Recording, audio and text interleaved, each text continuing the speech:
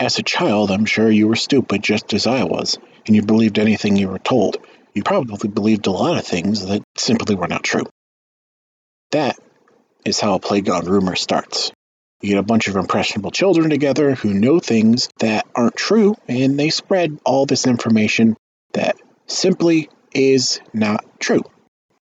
That happens a lot, and it happened to me a lot as a child. I was told things that, well, I believed them, but I never had any proof or reason to believe them. Thought a lot of things, especially about Pokemon. Things about the games that weren't true. Things about the games that I couldn't prove. And I find them very funny now. Very funny, very interesting, and they just have this charm to them. But at the same time, there's this eeriness about them to me. I can't explain. I just want to tell people about them. I want to hear people's experiences. And that's why this video is going to happen. This is why this video exists. I want to share things with you, with everyone, about the stupid things I believed about Pokemon as a child.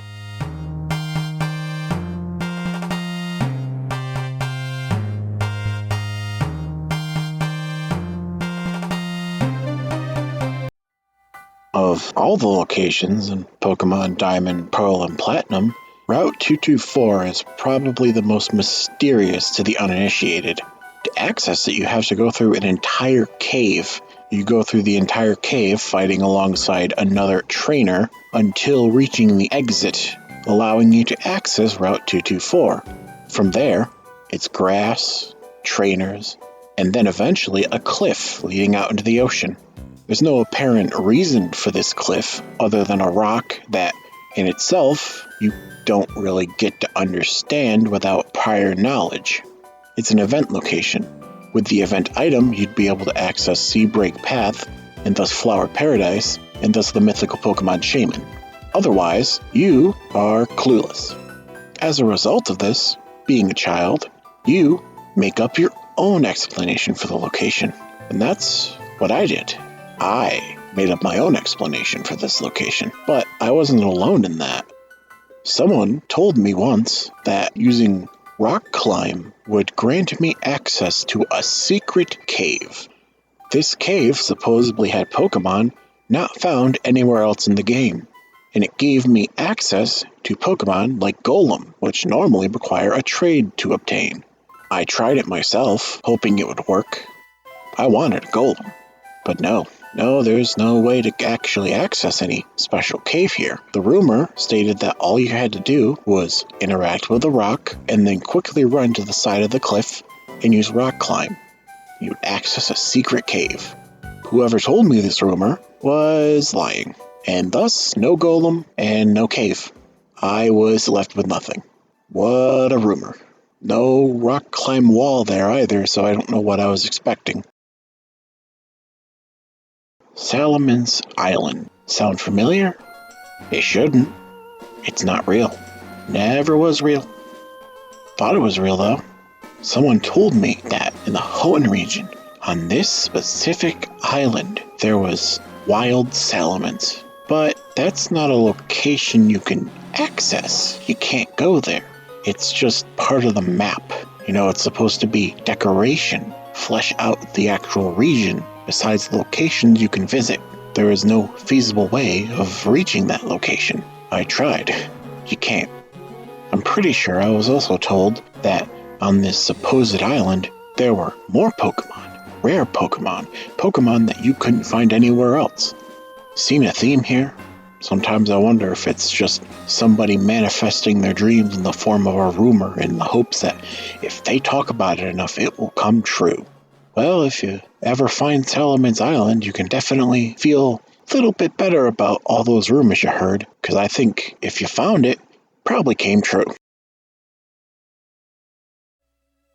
Of all the lies that I was fed as a child about Pokemon, the one that was simply just a miscommunication is the one that I find the most interesting, because it's the one that made me think the most. That being the mysterious Pokemon that appears in Flora-roma town.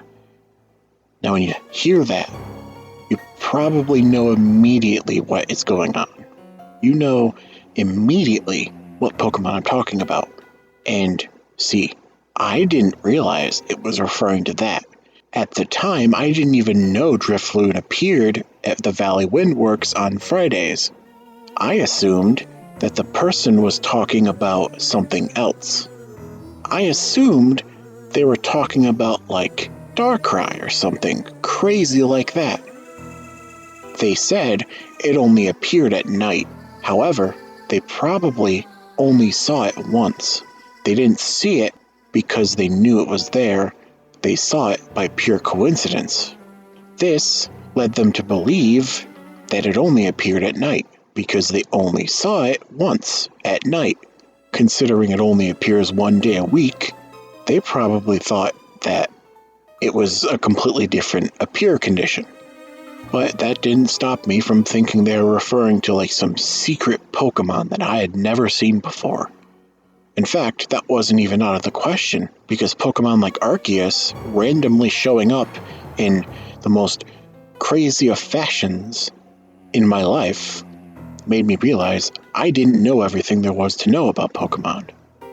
As a result, the world was a lot bigger and the possibilities were a lot vaster. Is faster even a word? At the time, I figured it really was its own entity. But looking back on it today specifically, it's probably just Drifloon. But, you know, if you ever catch something weird in Flora-roma town, you tell me. I'd love to see it. If you can, ever find it. When I was younger, my mother gave me access to her laptop. The result of this was I watched a lot of YouTube videos about Pokémon.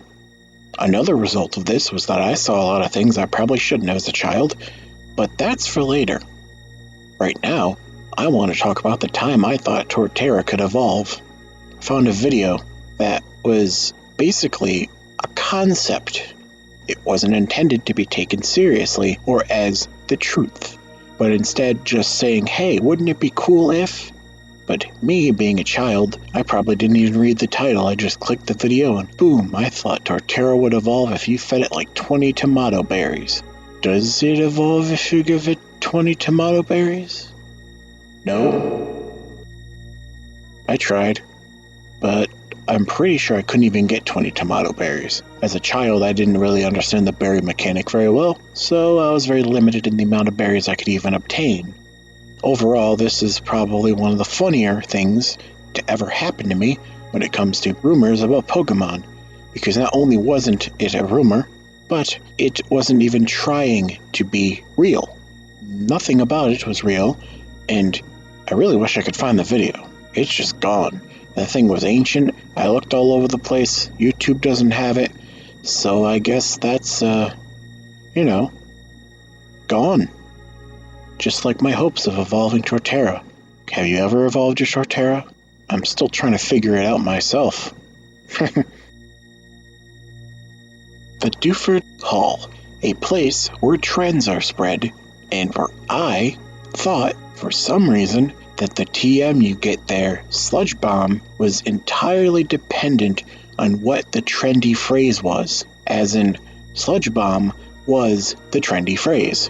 And that if I changed it to literally anything, the TM for Sludge Bomb would become a completely different move. This was fed to me by a friend who used very choice language when describing the amazing, explicit, hilarious curse words you could enter, when in reality not even that was true. You're very limited in the amount of things you can actually say, meaning really it's not that funny. Unfortunately, I kind of fell for it really hard, but no matter what happened, of course, I got Sludge Bomb, which confused me. My friend wouldn't lie. Clearly, I was doing something wrong. But no, you only get Sludge Bomb, that's it. You can't have anything funny, it's just Sludge Bomb. In fact, Salamence Island came from this friend too.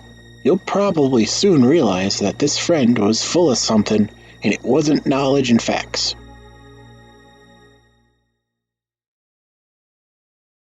So this friend I keep talking about, I don't know him anymore. He's probably somewhere doing his own thing now, but as a child, we were pretty close.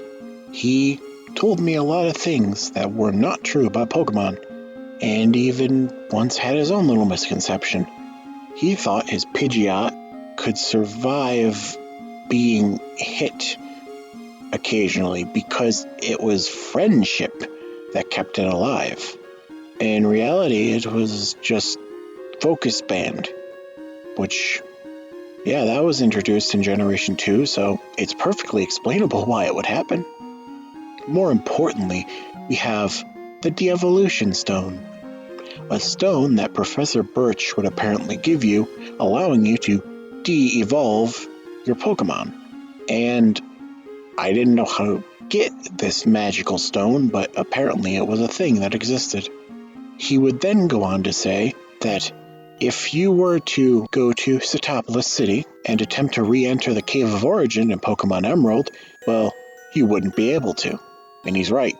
But he tells me that if you take the Acro Bike, you can jump off the side of the rock over into the cave entrance past the old man.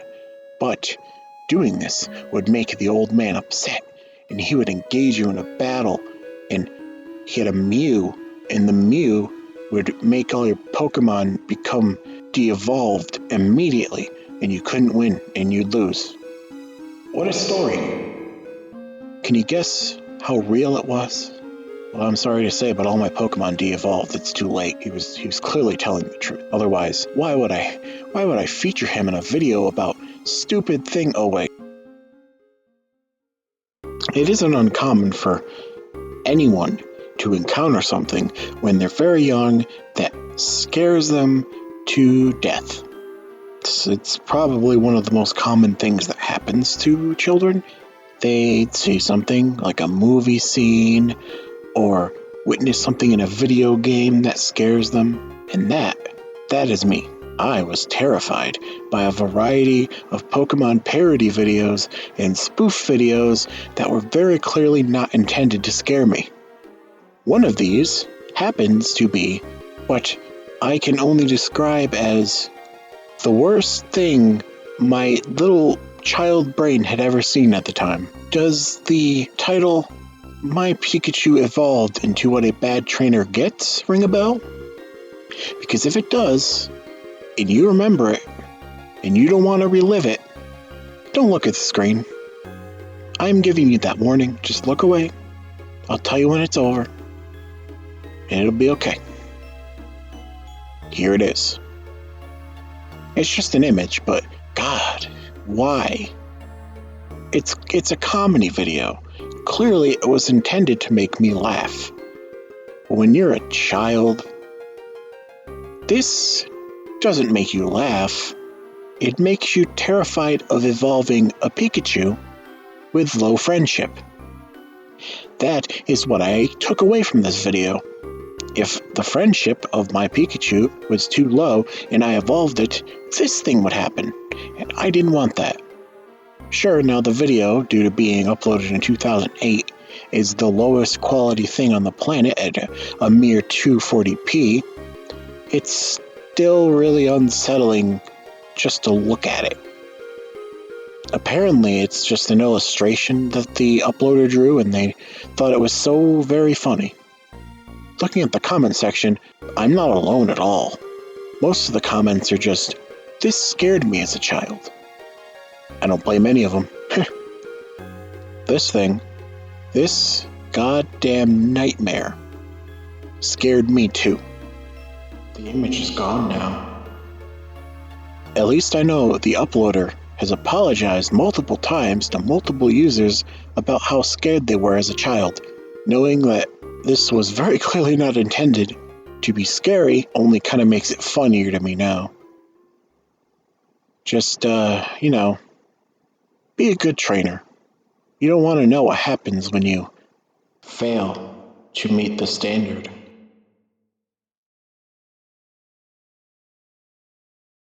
Don't you hate it when you're just trying to play Pokemon, but Michael Jackson appears and decimates your entire team, then does unspeakable acts?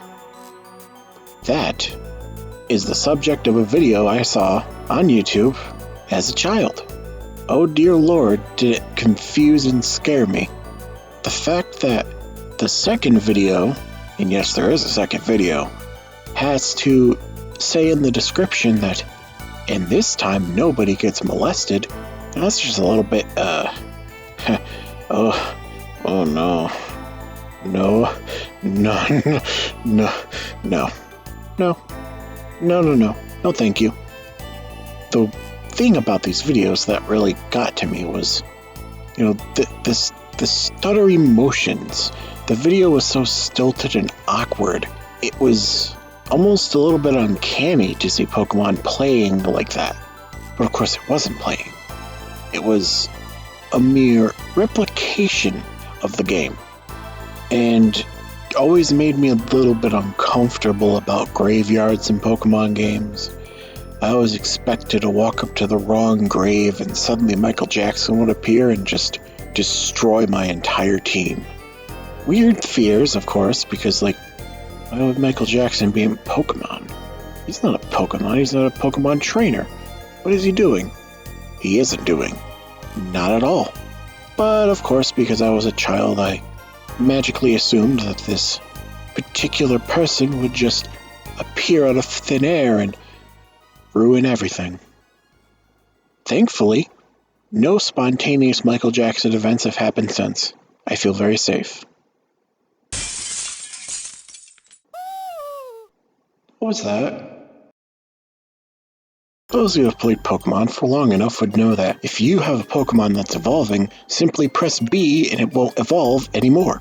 Of course, I didn't know that as a child. And so when I saw all sorts of videos telling me that if I pressed B when my Pokemon was evolving, it would come out as this in-between that was completely deformed and wrong and kind of half a Magikarp, half a Gyarados, and it would just be all messed up, right? Seeing that was not cool. Not cool. Made me afraid of canceling an evolution. Meaning if a Pokemon I liked were to evolve into a Pokemon I didn't, I had no say. Because if I pressed that B button, they would come out all wrong. Right? Well, of course not. No, it was just several videos that were simply terrible for my little brain.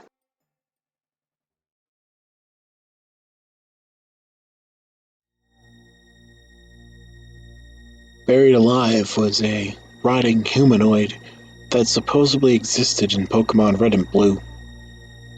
To find him, simply go to the top of Pokemon Tower. He'll be there. Stand in front of one of the graves for an extended period of time, and out would come Buried Alive, initiating a battle. You couldn't win the battle. His Pokemon were beyond the level cap. You'd lose, and you'd get a traditional game over screen. Only, what you'd see was nothing you'd probably expect to see from a Pokemon game. Instead of simply saying game over, the screen depicted Buried Alive, eating the protagonist alive, as ominous music played in the background. And once the player had reached this screen, turning the Game Boy back on would bring them back to it for an extended period of time before starting up as normal. This creepypasta, despite being outlandish, scared me a lot as a child. I used to fear that if I were to be in the hallway at night when it was dark, he would come out of the ground and grab me. Stuff like this really messes with you, regardless of how much you know it's fake. Because it's not about what you know, it's about what you don't. If you don't know, you're more afraid. Fear of not knowing, and the mind can play tricks on you. That makes it so much more scary than it has any right to be. Well, that one was a little bit darker than everything else. Perhaps we should go ahead and lighten the mood. I have a little bonus here that's not Pokemon related, but it is a DS RPG. Fossil Fighters. The misconception was that as a child, I believed when a Venusaur was max level, or max rank, as the game refers to it, that magical little tint to their dino metal, I thought that meant they were old. Not only were they old, but they would soon die of old age. Where I got this impression, I don't know, but it made me worried when I first saw the weird tinted metal, because that was the Venusaur I used a lot, so I assumed me using it a lot made it age. And now, I was at risk of losing it. I don't know why I thought that was a thing, but I certainly thought. Idiot. Hey, thanks for watching. I never really thought I'd ever make a YouTube video like this, and so now that I've gained the courage to put myself out there and all of my wacky experiences, I'm pretty happy. If you enjoyed this, you'll probably want to stick around because I really hope to make more videos just like this in the future. This has been Midnight Crick. Have a fungus.